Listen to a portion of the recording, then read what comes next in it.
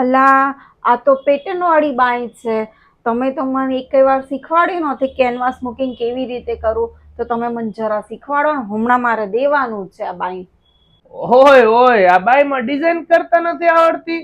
હાવ એટલે હાવ હેલી રીત છે. હાલ તને 2 મિનિટમાં શીખડાઈ દઉં કે બાઈમાં પેટર્ન કઈ રીતે કરાય. અને મારા વાલાવ તમને શીખડાઈ દઉં કે બાઈમાં ડિઝાઇન હોય તો કેનવાસ મૂકીને કઈ રીતે એકદમ સહેલાઈથી પેટર્ન કરી શકાય. તો બહુ જ સારું. તમારે જેવો ભગવાને નહીં. ફટાફટ મને આ કરી દો ને, કેવી રીતે કરાય મને શીખવાડી દો ને. તો ચાલો, જરાય ટાઈમ નથી બગાડો. તેના માટે તમારે કેનવાસ રહેવાનું રહેશે. પ્રેસ કેનવાસ હોય કે તમે કોઈ પણ કેનવાસ વાપરતા હોય, આને ડબલ ફોલ્ડ કરી નાખવાનું છે. આને પણ ડબલ ફોલ્ડ કરી નાખવાનું છે. હવે કરવાનું છે શું, એકદમ ઈઝી રીત છે. કાપી નથી નાખવાનું. ખાસ લોકો ભૂલ કરે છે, કાપવાનું નથી આને. ઈ તમે કેનવાસ વગર જયારે કોઈ પણ ડિઝાઇન્સ કરો ને તો તમે કાપડ કાપો તો હાલે, પણ આમાં નો હાલે. એટલે પેલા તમારે નિશાન કરી નાખવાના છે. આપણા નિશાન રેડી છે. હવે નિશાન થી 5 ઇંચ આપણે જેટલું સિલાઈમાં દબાવવાનું છે એટલું આપણે દૂરથી કટિંગ કરવાનું છે. અહીંયા સૌથી મોટી ભૂલ કરે છે લોકો, બરાબર છે. અને હવે આપણે અડધો ઇંચ સાઈડમાં વધારે રાખી દેશું.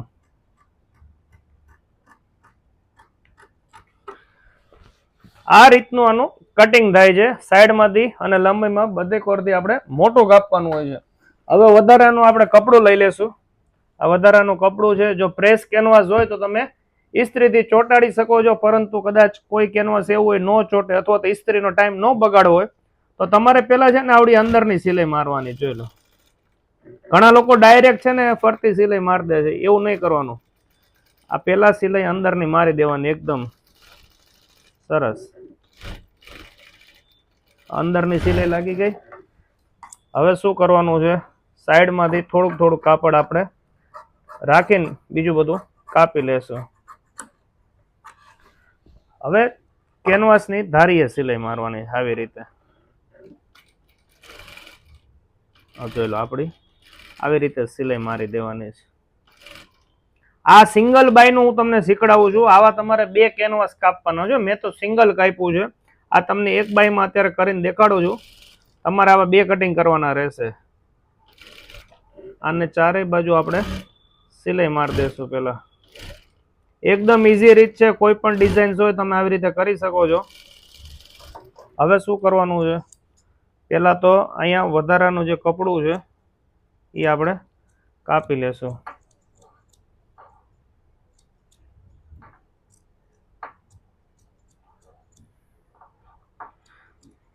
આ વધારાનું કપડું આપણે કાપી લીધું છે. અને હવે વચ્ચેથી આવી રીતે કાપશું અને કેનવાસ ફરતું આપણે સિલાઈ જેટલું કપડું રાખીને બીજું વચ્ચેનો પાર્ટ પણ કાપી નાખશું વધારાનો. જેટલું આપણે સિલાઈમાં દબાવવાનું છે એટલું જ કાપવાનું છે. વધારે ઓછું ન કપાઈ જાય.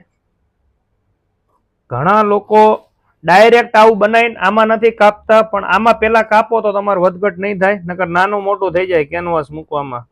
પછી એક બાયમાં નાની ડિઝાઇન આવે ને એકમાં મોટી આવે, એટલે તમારે આની અંદર જ પરફેક્ટ કટિંગ કરવાનું રહેશે. આ જોઈ લો, આવી રીતનું કાપડ રાખવાનું છે. હવે તમને એક બાયમાં કરીને બતાવી દઈ. અને ખાસ ધ્યાન એ રાખવાનું કે આ 2 બાય હોય, આ તો અસ્તર છે, તમને ખાલી શીખડાવવા માટે છે. બાકી જો પ્લેન હોય તો તમારે સામે પેલા જોઈ લેવાનું, નકર એક સાઈડ 2 બાય નો થઈ જાય. હવે જે બાયનો સીધો પાર્ટ હોય એ આવી રીતે રાખી દેવાનો અને એની ઉપર જોઈ લો આપણે કટિંગ કર્યું છે, પરફેક્ટ બેસી ગયું. હવે જો તમે કેનવાસ અહીંથી કાપો ને તો કોઈ દિવસ સિલાઈ કેનવાસ ઉપર આવી જાય, એટલે તમારે આવી રીતે સિલાઈ મારવાની છે.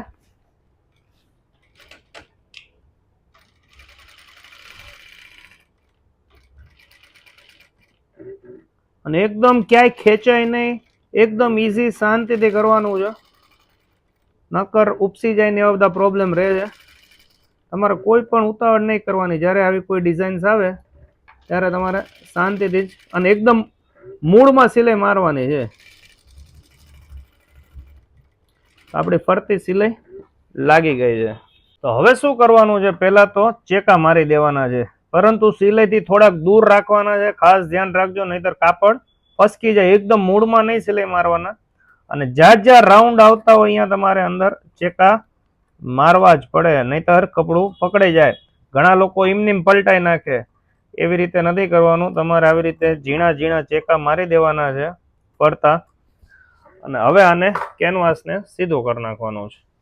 એકદમ ઈઝી રીત છે, આમાં જરાય વાર ન લાગે. ને તમે કસ્ટમર આગળ આના મિનિમમ એક પેટર્નના 50 રૂપિયા લઈ શકો, કારણ કે એમનેમ પાછું નહીં કરી દેવાનું. એ ખાસ ધ્યાન રાખજો, નકર કસ્ટમર તમારે આગળ ફ્રીમાં કરાવશે કે આટલું ડિઝાઇન કરવાની છે, પણ એમને ખબર ન હોય કે આ ડિઝાઇનમાં કેટલી વાર લાગતી હોય. હવે તમારે ધારીની સિલાઈ મારવાની છે. જોઈ લો, એક્ઝેક્ટ ધારીની સિલાઈ આપણે મારશું.